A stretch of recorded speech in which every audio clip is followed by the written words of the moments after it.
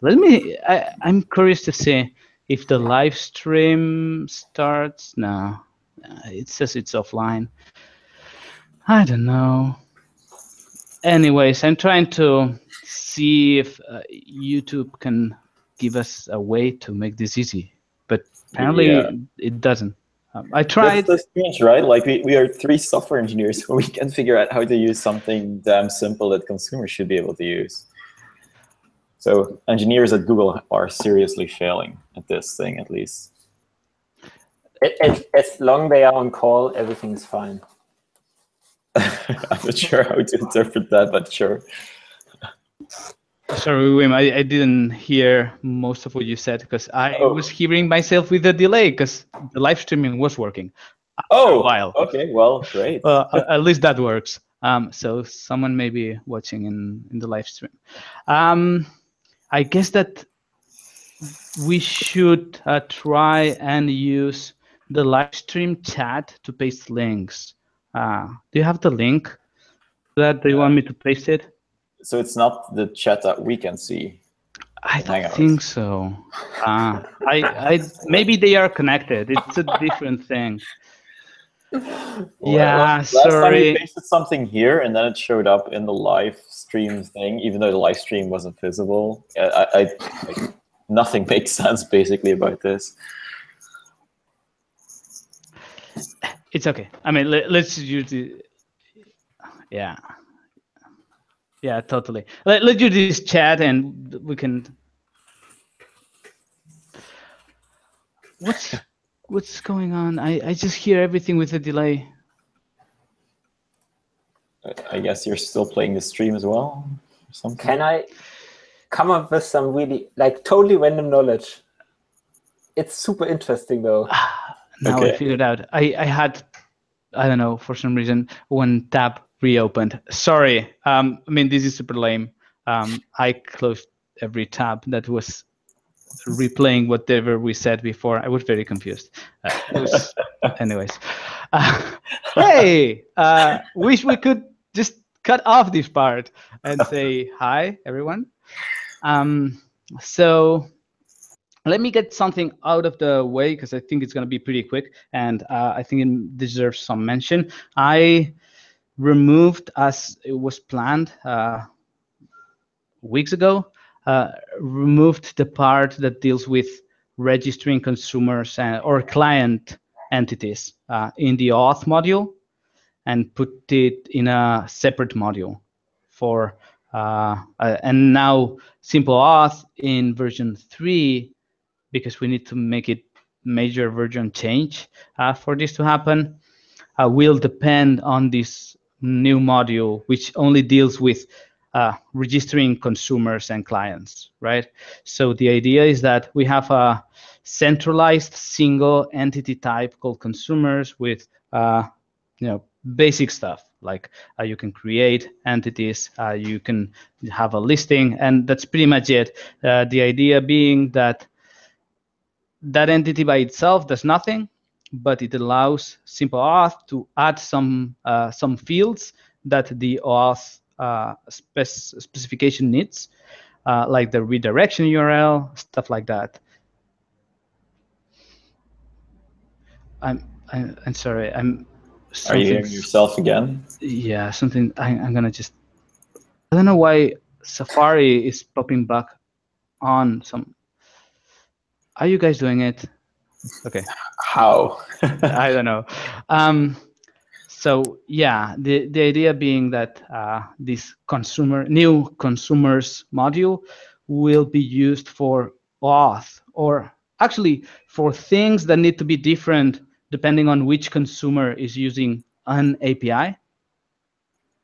And like for instance, auth, you need to have different keys for doing authorization. But also the idea was that different consumers will have different designs. Different designs may mean different image styles. We don't have a good solution for that. So I also wrote another module that is called consumer image styles that just edits that entity type and adds a relationship, a multi-value relationship to image styles. So you can go to your consumer, like I don't know, you go into Drupal, register a Vue.js consumer by creating an entity, and you say, okay, my Vue.js consumer needs this and these image styles.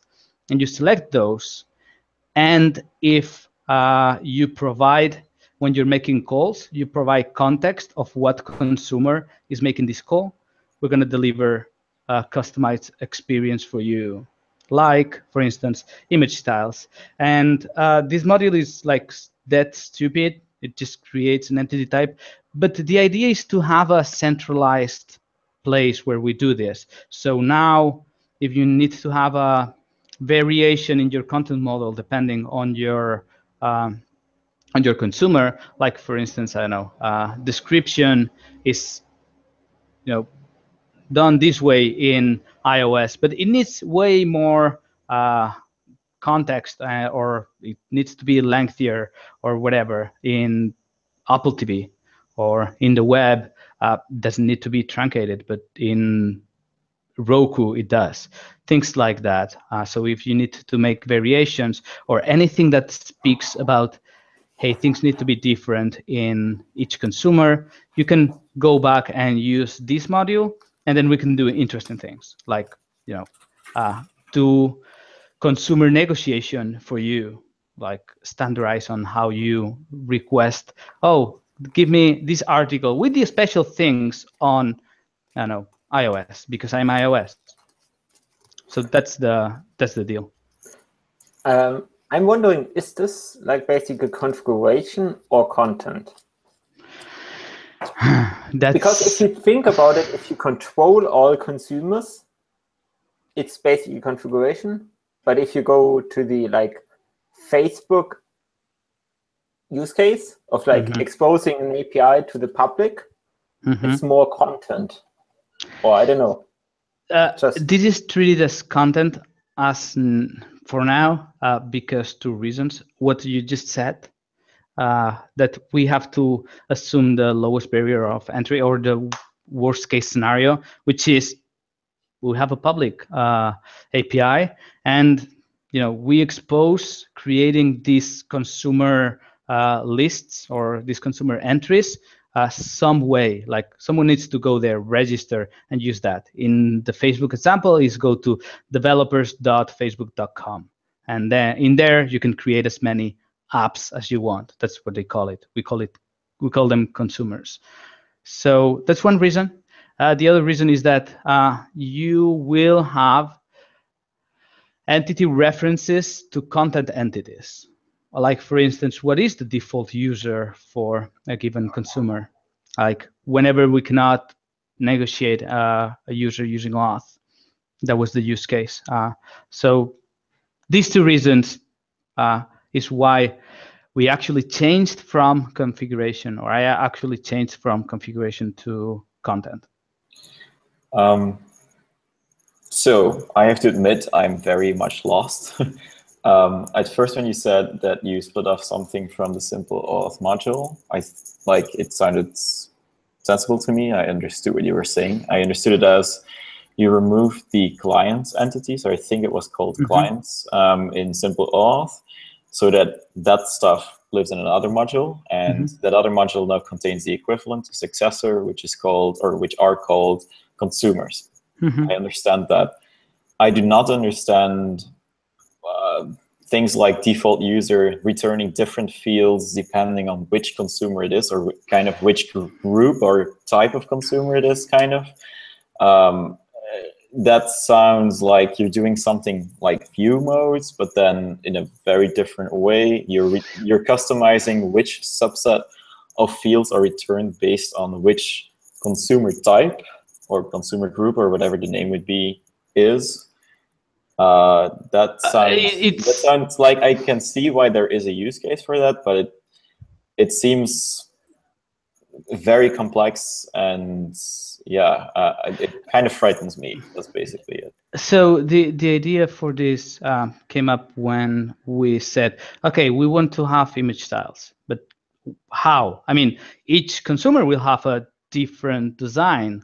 So our answer to the problem of image styles in Drupal, in the coupled Drupal, was hey, do it elsewhere. Go to Cloudinary or go to Akamai or go to whatever. So a lower, I don't know, maybe lower budget side could want to do it all within Drupal. I'm not saying that it's ideal, but I'm saying that it's something that I feel like we should offer. So the possibilities were, well, let's for each image expose all the derivatives. And that seemed like, well, but hey, how do you know that what's relevant or not, right? Why should my iOS design bleed into everything else, right? So the solution to this was, well, what if each consumer had a way to express dependencies? Hey, my presentation depends on these image styles, right? And the next step was, well, but how do we identify a consumer inside of Drupal? And I thought, well, we're doing this for simple auth, right? So why don't we extract that part and let that module be called consumers and be used to, deal with all these really hard problems where the coupling is like doing a lot for us, and you cannot really avoid it. One case would be maybe you have a TV application, right? And you have a TV show node, and the TV show is like, you have different images, but you have the cover image, the one that goes to the hero, and it's like really nice. But you want maybe the Xbox client to display something that is a little bit more aggressive, because people there are gamers and they like action to the extreme. But maybe in the Wii you want a different style. You're still having the same field, TV show cover, which is semantically the same. It's what you want to show, but you want to control editorially what goes into Xbox or what goes into Wii, which is like, it's not the ideal case. Like semantically, you would want to have content that describes your entity properly. But hey, sometimes it's just like this happens. This is that I just described is an actual problem. Yes, and I understand that use case, but then I wonder, why do we need something like consumers and then consumer image style dependencies? Why can't we just have additional fields that editors can fill out, and then you can choose which fields you want to retrieve via JSON API? You can still do that. You can right, still but so do that. why? Like, it feels like that is the recommended approach that has been recommended for a long time, and this seems like a lot of new complexity. I'm just worried that we're spending a lot of time on it. And no, this is just other possible applications of this. Okay. And the problem of doing that is that it skyrockets the complexity of the data model. Like now you start having fields that are prefixed by your stuff, iOS or whatever. What if you have a public API and you don't have a hold of a person that does this kind of stuff?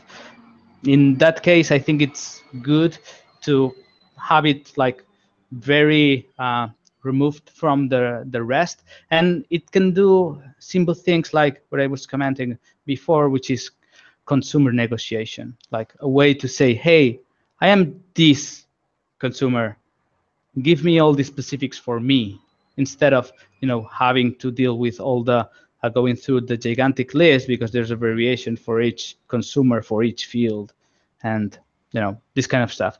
But in any case, I don't want to derail the conversation. Maybe we can after talk this, or Sure. chat talk this. Sure. I do have one, like, not related to this in particular, but because you started talking about OAuth. Angie Webchick just recently was referring to auth as one of the things that has been on the API First Initiative roadmap. And she actually accidentally linked to the wrong OAuth module, to Drupal.org/project/OAuth, and not Drupal.org/project/simple_OAuth. And the latter is the one that you are working on, and that is using the PHP League OAuth library. So the super stable, based on external libraries one. Do you, like, are there plans, because your colleague Juampi, or I'm not sure if I'm pronouncing his name correctly, but in any case, he works also at Lullabot, is a plan for the OAuth without the simple underscore prefix to remain something that is going to be around, or is a plan to fold it into simple auth, or is there no plan yet? Or because I had personally completely forgotten about the existence of that module, and I think like it's important that we, as Drupal, say this is the auth module you should use. So it's kind of related, but it's completely independent from what we were talking about just now. Right. So let me rephrase this and tell me if I'm incorrect. You are thinking that if we recommend this module, we should acquire a better namespace. Oh, no, not even that. I don't care about the namespace. Either one should be the canonical recommended module, and then the one that isn't can point to the one that is recommended. But right now it seems like we have two things being developed simultaneously, so that people don't know which one to choose. Isn't the actual problem that the two modules implement two different specs? Yeah, they are different specs. There's OAuth 1 and 2, right? And OAuth implements OAuth 1, and simple OAuth implements OAuth 2. And it's even more confusing because it doesn't say that. Oh, it does. It's a first sentence. Yeah, but it's very easily missed if you're skimming the entire thing, though. Like, I mean, at least the OAuth module should maybe at least point to the other module. Yeah, and they are. I mean, they are listed in the documentation. If you go to the REST docs in Drupal.org, they are. Yeah, I can totally make a note in TripleAuth, like saying, if you want to use auth 1, yes, then I think go and use the other one.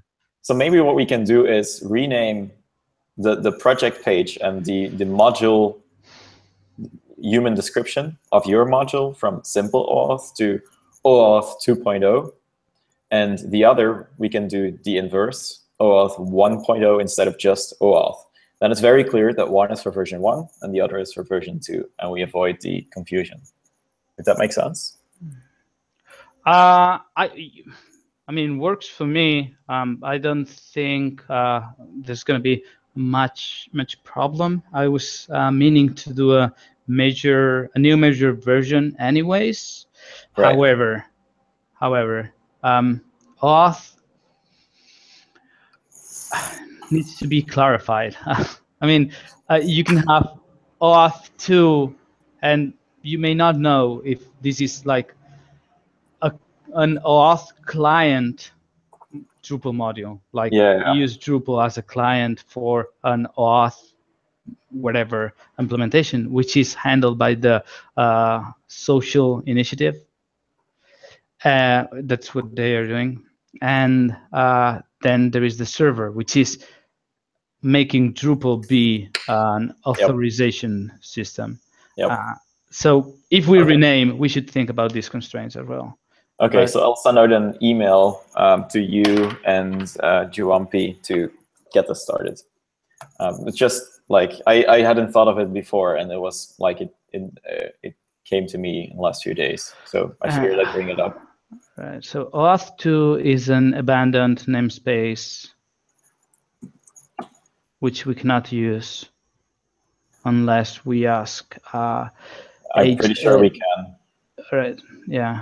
Yeah, because it's not been updated in ages, or actually 2 months ago only. That seems. Oh yeah, great. There's last 2 months ago. Yeah, that's true. Yeah. Well, I don't know.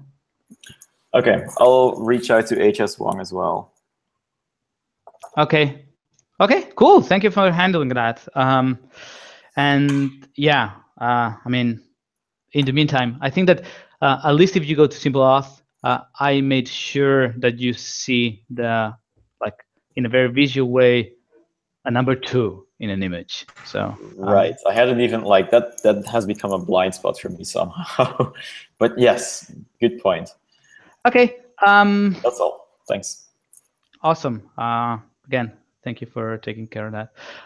Then I guess that the hot topic today is about establishing official slash establishing non-official slash not establishing priorities for including JSON API in 8.5. Is that what you would expect for the discussion today? Yeah, that seems like a good topic to discuss because yeah, it's important that we're on the same page, I think.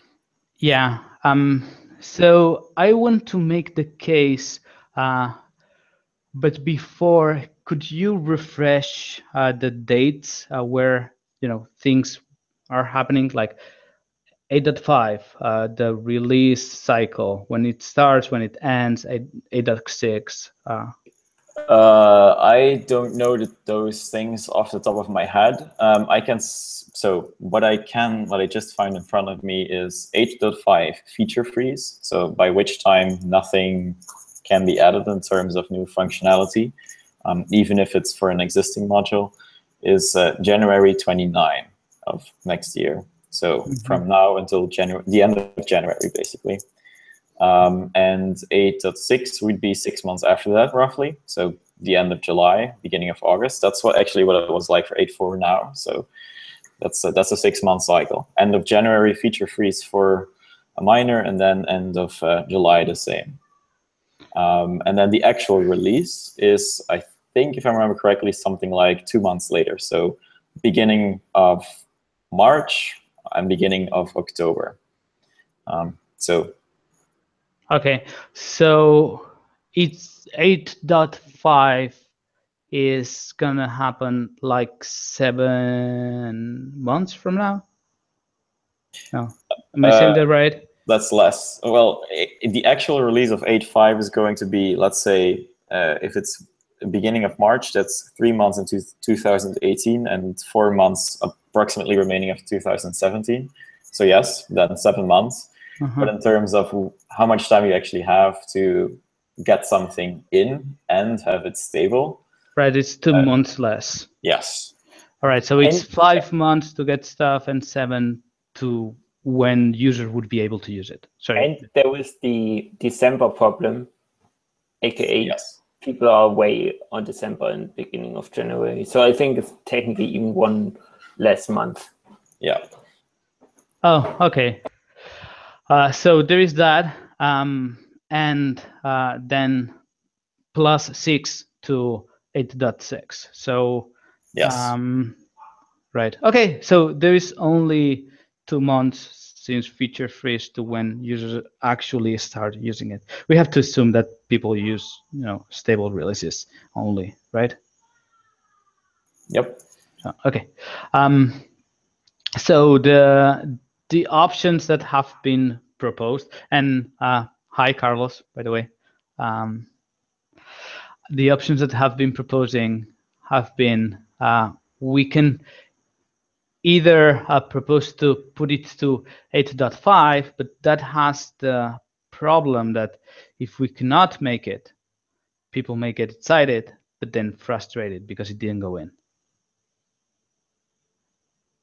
Right, or it was in and people were anticipating that it would be in, but then because X, Y, and Z didn't happen, which were required to happen before it could actually be shipped, it would then be removed by committers because those requirements wouldn't have been met yet. So then excitement would have been there, and then people would be very disappointed, frustrated by it being removed again from this next version, from 8.5, and that would ship with right. 8. And to clarify, those are things that none of us here have actual control on. Like, it's not something that we could ask for help to expedite? No, unfortunately not. Okay. So there is the fear that this may happen again, and that people could be frustrated. So there has been three proposals. One is to let's just work towards this goal. Let's not say it out loud too much, like put it on paper or record. I guess that it is in record now. But just find contributors anyways and works towards this, but not really put it in there. That would be one option. Another option would be to just let's not work on this until it's like safe, right? Which is 8.6. And another option, the other option would be we can have it as a goal or as a priority in 8.5, but try to manage expectations with communication, like saying, hey, we expect this to happen if these and these things can be met. Do anyone see any other options that we can have in this particular problem? So the options are not really communicated at all, but actively work towards getting it to a point where it actually can be added. That's number one. Number two is having it be a priority and publicly so, and work actively on a patch that adds it to Drupal core. That's number two, and we do so for 8.5. And I think the same, but for 8.6 is option 3. If not, what was option 3? Yes, no, okay, that's correct. Okay. The only thing that I would add, that for option 2, where we publicly say so and we create a patch, etc., is that we try to manage expectations, which is right. Which is like what it feels to be the problem, right? Yes, I think so. So do you have a preference? Do you see a clear winner or whatever?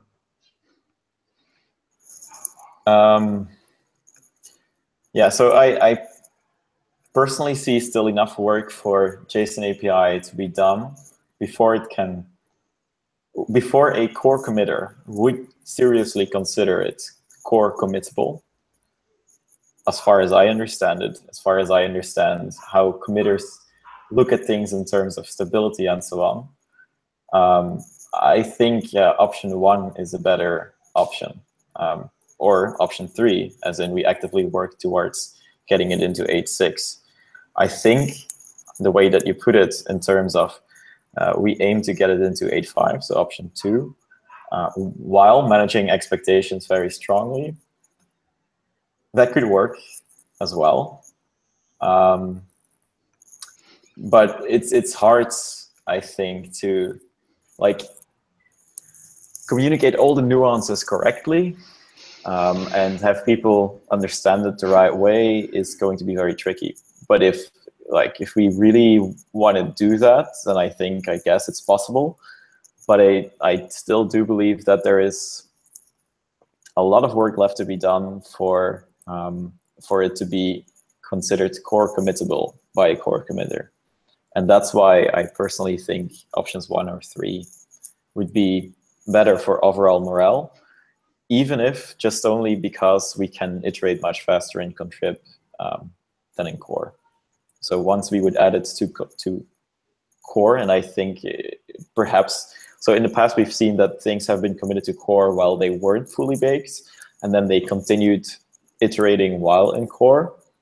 That process, and you can ask any API, any initiative maintainer, I think, who's done that. So workflow, media, API first.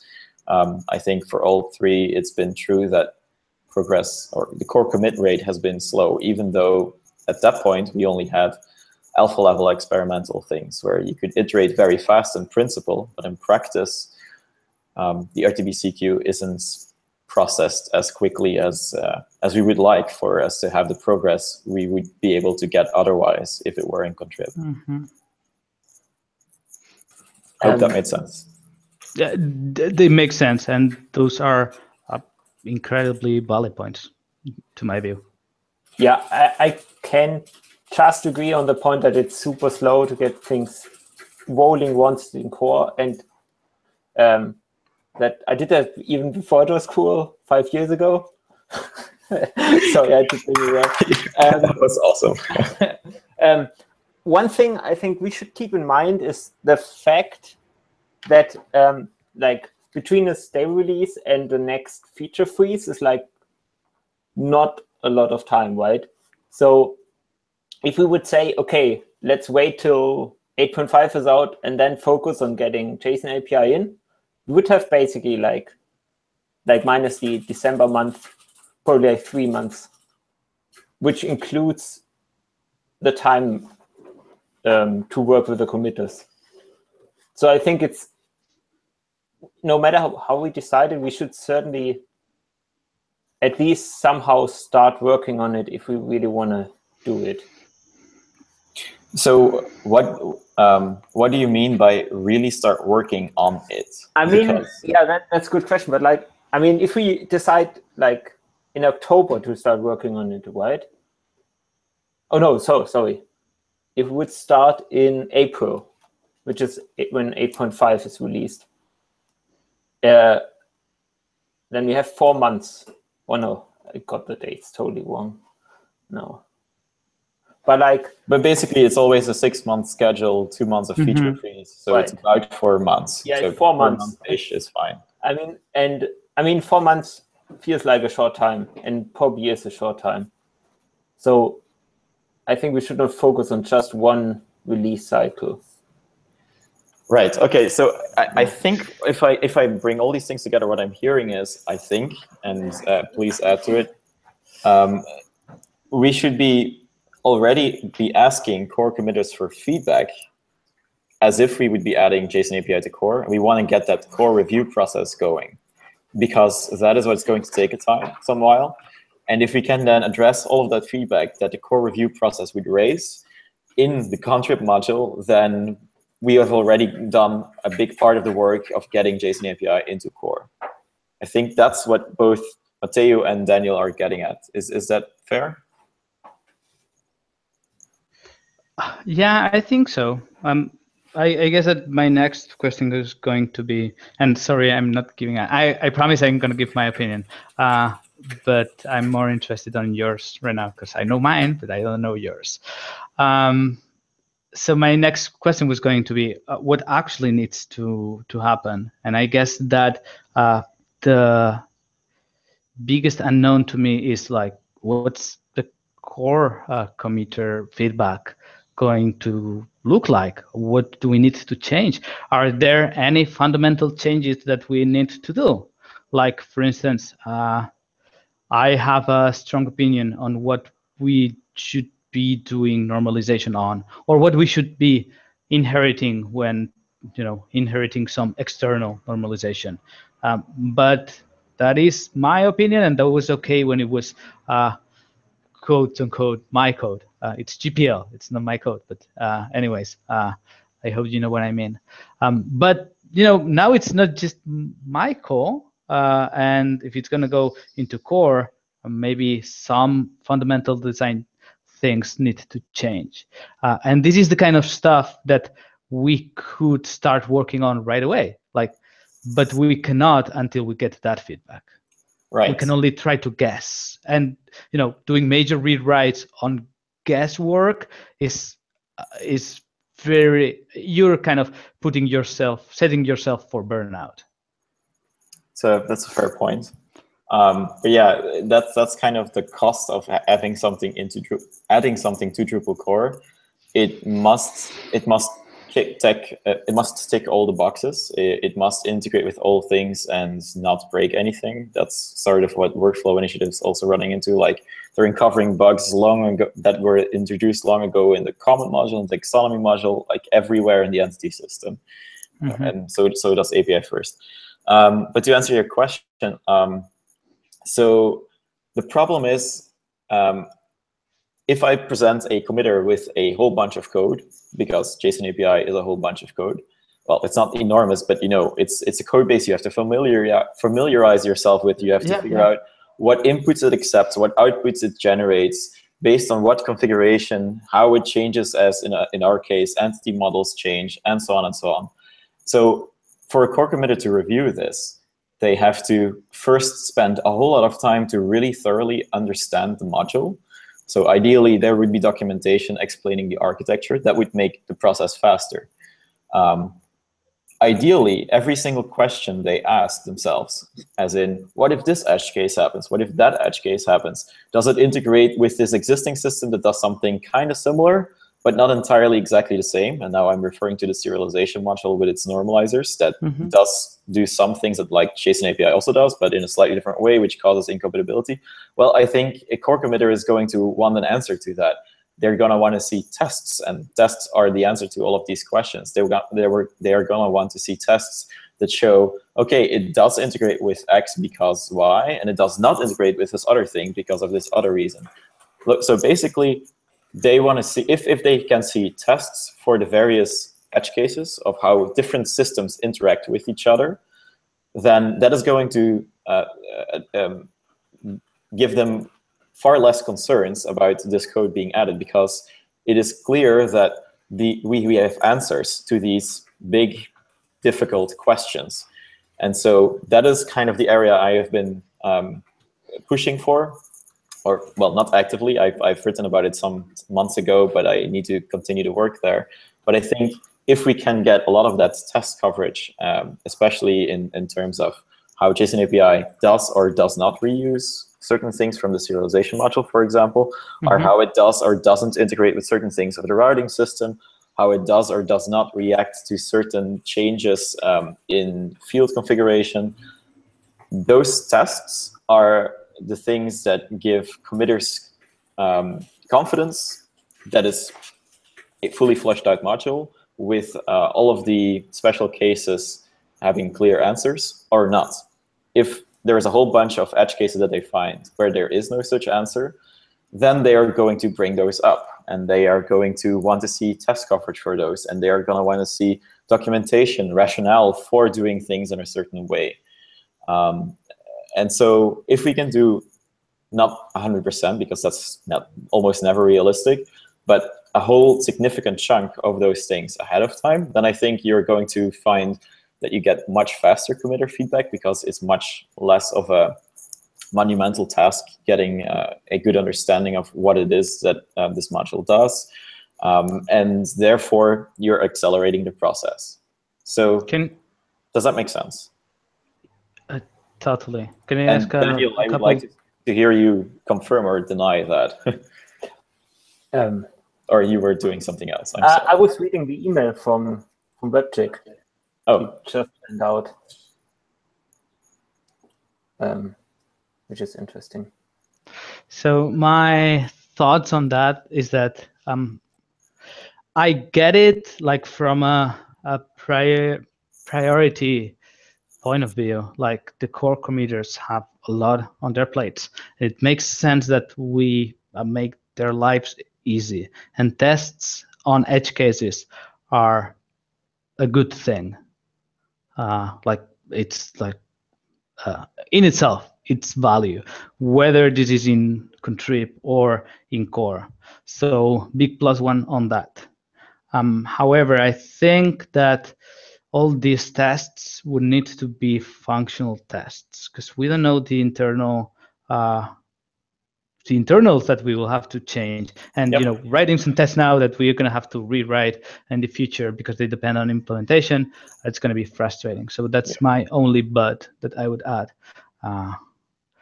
And I can see how you're thinking about edge cases on reusing normalization, and we could very easily highlight some of those cases. Like we have those tests implicitly in what we are testing today, like in the sense that we are not outputting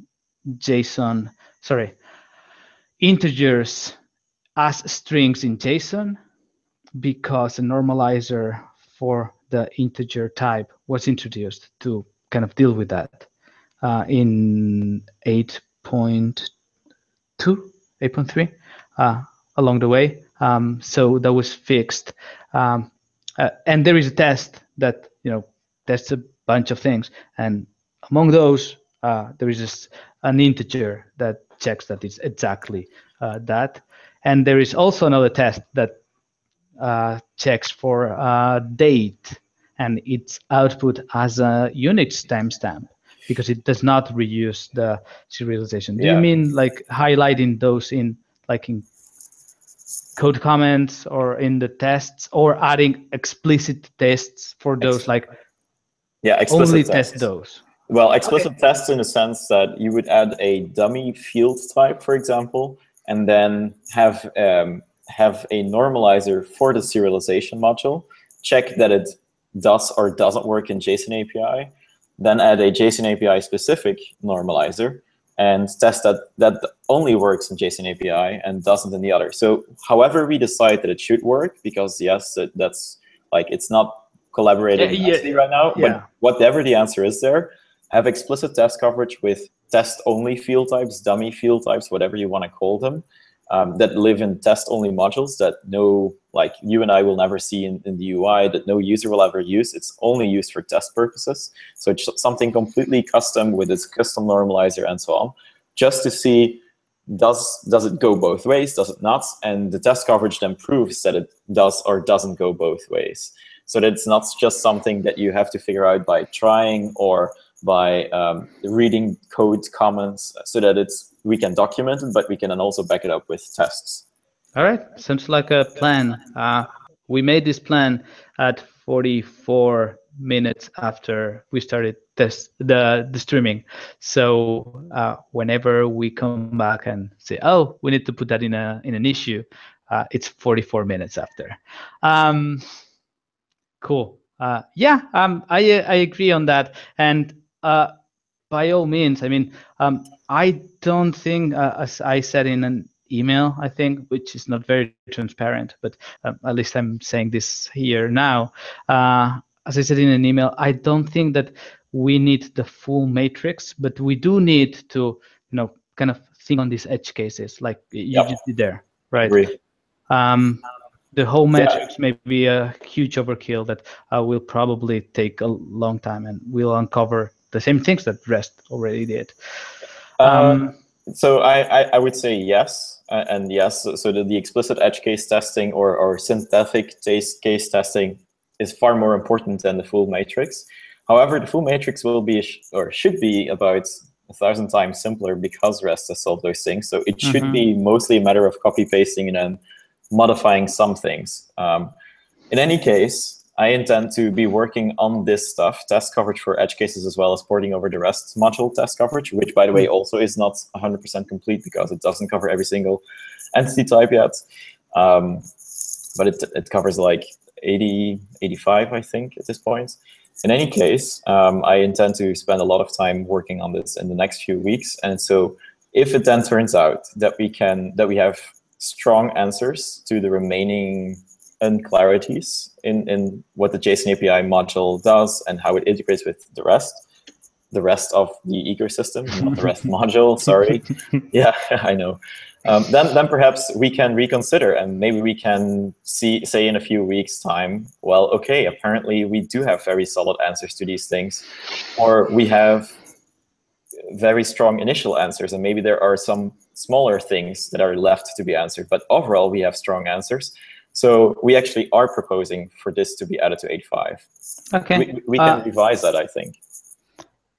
Yeah, I mean, the committers will also ask like one of the fundamental assumptions of the module, which is like expose everything by default. Yes. I think that question will certainly come up. Yep. Yeah, we should prepare for that. Yeah, and like this is something I mentioned in that same email thread that is very public, but I think it's one of the other things they're going to raise is very similar to what Daniel just said, which is expose everything by default is one, but then expose the ability to modify config entities by default, even though they don't have validation. REST API explicitly chooses to not expose them for modification, so posting and patching. JSON API does. I think that's going to be one of the other ones. So if you, Matteo, would be willing to change that and to only allow them to be modified if they do support validation, then I think that would be another big concern that they, well, I guess we can wait and see if they will raise it.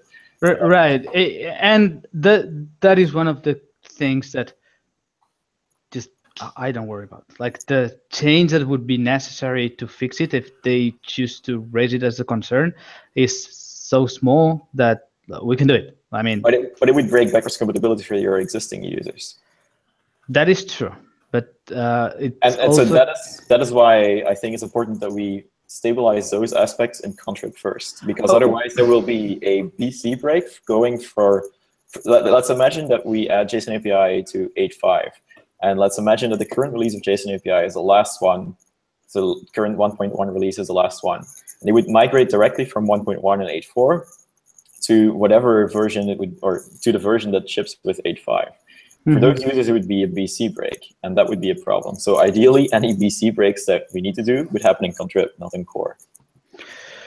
I see what you mean. However, I don't see this being avoidable. Like we cannot anticipate many of these things. Like for instance, if they say no, let's draw the line at the field item level where we have to inherit generic normalizers. That is also BC break, right? Yeah. So I mean, these things can happen, and I think that in this particular case, the writing config entities, there is a disclaimer in the project page, and it says that it's not working because of an issue in Drupal core that is working, that we are currently, or the community is currently working. I am not working on it, and we are aiming to fix this.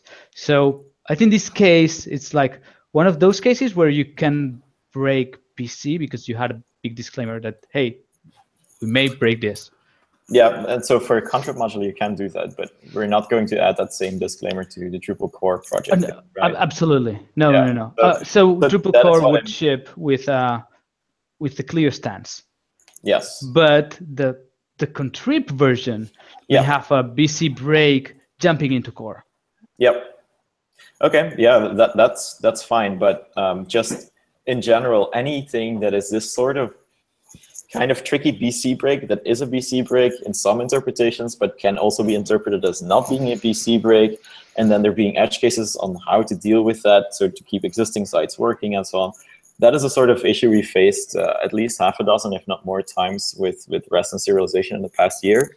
And those issues are the ones that take forever, because like, if you imagine you're a core committer, would you be willing to be the one who commits something that then breaks a whole bunch of sites? You wouldn't want to. So it's super difficult to make a call on those. So if we can avoid those kinds of super tricky balancing issues, that is like a huge time saver. I totally would. I was just thinking about, is there basically a subset of JSON API which would reduce the amount of like edge cases or problems, especially regarding to BC break? We could like get into core and have the contrib module, or have some contrib module ship with the other parts for now, and then like maybe move them in later. Like maybe just support get. I mean, sorry, it's the obvious example. Yeah, so that's interesting. Another thing could be things like the sorting and filtering, stripping that down to the bare minimum so that we can stabilize or let it be extended from a contract module. But yes, I think at some point people will be wondering, well, I was told it was JSON API. Why don't I have these basic features? So I don't know what's the best way. I think that the example that Wim gave is doable because JSON API as a spec. I mean, I think that the bare minimum is to implement the specification. We cannot choose to implement part of it, right? We do go the extra mile with filtering and sorting. Well, maybe not sorting because sorting is simple, but especially with filtering because that's the useful part. Like that's why people are actually using it, because you can get the data or find the data that you want in a single request. We could put that in a separate module. I don't see, I mean, I cannot see myself having a use case where I wouldn't want to add that extra contrib. Like I would use it like I would always use JSON API core plus the JSON API filtering, whatever we call it, contrib. So are you saying you're not entirely a fan of it, or you would preferably not, but maybe? I'm not, because the only thing that we could, in my opinion, that we could like take off the module is the filtering, and I find it so useful and so part of why this is a thing at all that I don't think I would want. So the only thing that we can, I don't want, or I don't see a lot of value in doing so. Yeah, filtering or collections are basically the main feature why people choose JSON API, right? I mean, getting a single item, this is already covered quite well with Western core. Yeah. Okay, so it sounds like we agree that probably doesn't make sense to do it in stages or things on top of each other and only the base thing in core, because it is already down to its essence, if you will.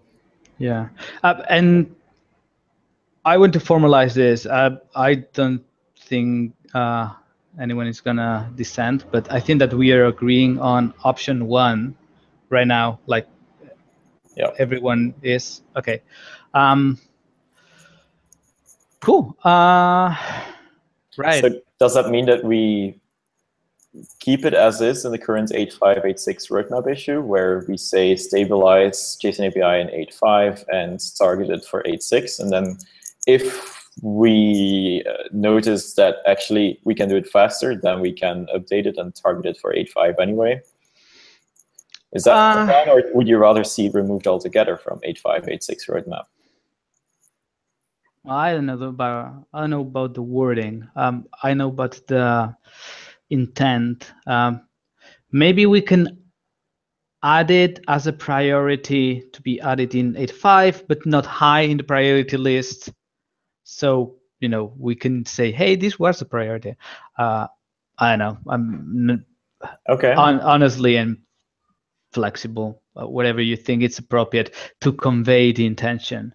Like if we say that if we leave it as is, to me, it kind of conveys that we are not, trying. We're not even trying, right? Yeah. So, Daniel, how do you feel? Yeah, I think trying it is important, but yeah, as said in my email, I think trying to not do it actively is a bad idea. Trying to not actively. So we should try. Yeah, I basically agree with Matteo's point number 1. Okay, so basically remove it from the target for 8.6 and just add it as a low priority target for 8.5. Or but make it clear that we don't promise anything. Yeah, but that's why it would be a low priority, right? As in, it's not our top priority, so it's less. You and I, like all three of us, know that it is a high priority in the sense that we will be working towards it. But the priorities on the overall product roadmap convey in kind of the order of what is most likely to happen, and in that sense, having it be at the bottom of the top or of the list of priorities, or near the bottom, maybe not the very bottom, that would convey that. I think is what I heard Matteo say. Would that make sense or not? Yeah, to me, it makes sense in the sense that when we hit feature freeze, or we release 8.5, we would say, hey, we achieved all the goals, or the highest priority goals, which are all these, but we didn't get JSON API in core. But it was there as a goal, right? Yeah. So it would make sense. Okay. And the other case, hey, we got these few items and we got JSON API in core, and it was a goal, right? And it would also make sense in both cases. Okay. And it would reduce frustration, I think. I don't know. Okay, so I will remove the 8.6 goal, or move the 8.6 goal to 8.5, and remove the 8.5 goal of stabilizing, because that is implied in the goal of adding it, of course. Everybody okay with that? Yes. I think Daniel is too. So, okay, wonderful, we'll do so. This was a great discussion. My brain hurts. We need a break, or I guess we need to get off the phone. Actually, I slated 1 hour for this, and I don't want to brag, but my clock just turned, and it's 1 hour sharp. Yes. So, yeah, I guess that we can all get use a break on this. So, yeah, thank you. I think that we made progress on focusing on getting, highly focused edge case tests. The OAuth renaming. Yep, I will send an email.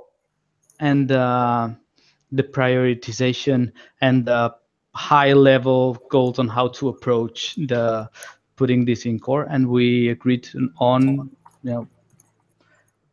giving this full gas. And if we can do it, cool. And if we can't, cool. Yep. Yeah. That's the intent. Go as fast as possible with JSON API for sure. I already updated the roadmap issue. I will paste the link here. There you go. Awesome. Do you have anything else, any of you?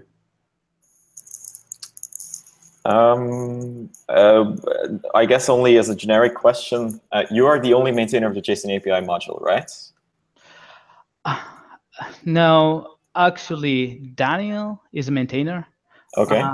And Gabe is a maintainer. He got involved pretty early, but then he moved on to other things. Yeah. So he's not being familiar with the evolved code base. So I could ask him if he wants to remain as a maintainer, or I'm okay with having him there. He made an effort at the beginning. Yeah, I know. He did good things.